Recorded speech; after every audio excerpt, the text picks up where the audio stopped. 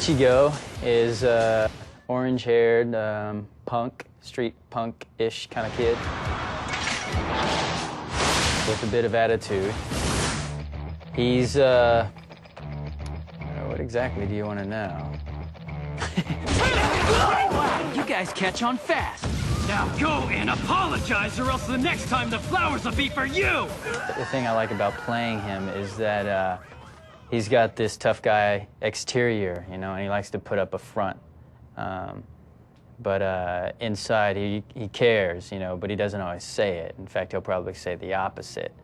Yeah, I like that. I like, you know, that he has something more to him. I like that there's a little bit of mystery to him.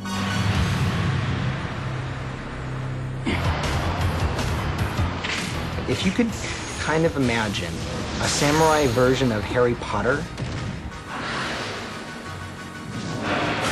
because of, you know, all of the magic and, you know, the souls and the ghosts and this and that and the other thing. People who love anime love this thing in particular just because of the characters. There's like somebody for somebody to like. Come on over and give your hunky dad a big ol' hug! Orihime! And I also think the fact that it's ongoing and it's like cliffhangery, that makes people really addicted to it. Now shout out my name! Zangetsu! But I remember in the beginning, the names are tough, you know? Ichigo! Ichigo, actually that was the easiest one. Uryu. Uryu Ishida, the last of the Quincy's! Urahara.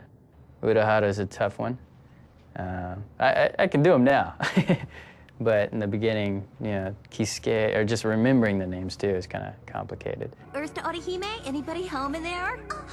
Hey, so what do you say? Let's go home. I play Tatsuki, and she's a wonderful high school tough chick who's a good friend of Orihime's. And she's a blast because she's always completely dumbfounded by these crazy concoctions that Orihime finds tasty. It's a choco jelly sugar death tart. It's eggplant cream sponge cake with green bean jelly filling and chocolate frosting. How can you eat stuff like that, Orihime? Let's hurry. I'll make us curried popcorn, Tatsuki. Lovely. I think I'm a little bit better than she is. I'm not mixing jelly and wasabi and string beans. I think one of my better creative inventions is like, I'll make these like edamame mashed potatoes. And I think she's protective of her by nature, and What the hell are you people doing?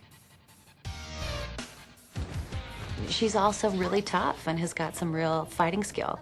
It's really fun to kind of play a tough chick that's a little tomboyish and who's empowered to kind of like, you know, just be herself and let her hair hang down. She doesn't care about makeup. She doesn't care about fashion. She just wants to have fun. Hey! Yeah, you big blob! You picked a fight with the wrong person this time! You see, we have a long-standing arrangement. Anyone who makes Orihime cry gets the snot beat out of him. Cool.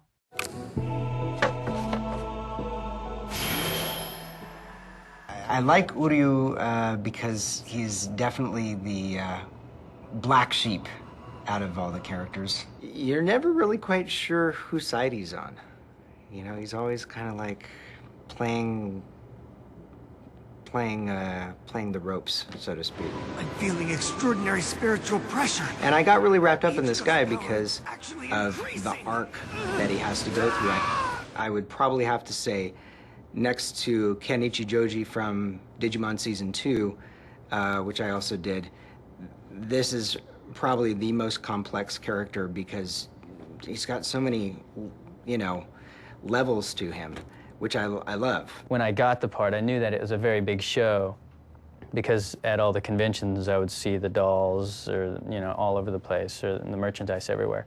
So I knew it was a big show and I wanted to make sure that the fans were pleased with what I was going to give them, you know. It's a huge responsibility as an actor to make sure that you play it right. I think we'll play the Japanese and then, yeah, and just mock it up as if it's all fresh.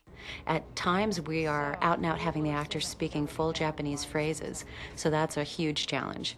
and sort of standardizing that and maintaining pronunciation and inflection has been really complicated at times.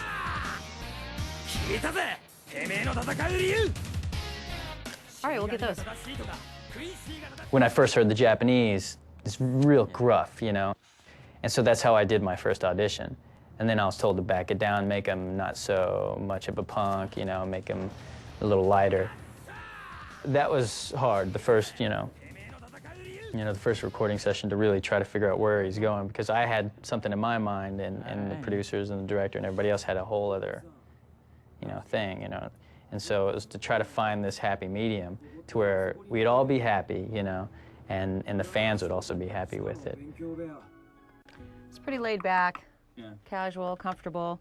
All right, we'll pick up one more. I knew that after a few episodes, maybe 10 episodes, once everything's fairly solid, that they would back off a little bit and let me kind of like take him, and do it, kind of guide him into this, series. And so now, like if you watch, the earlier episodes, and you watch them through to where they are now, you'll see the growth in the character, because he does change a bit as far as voice.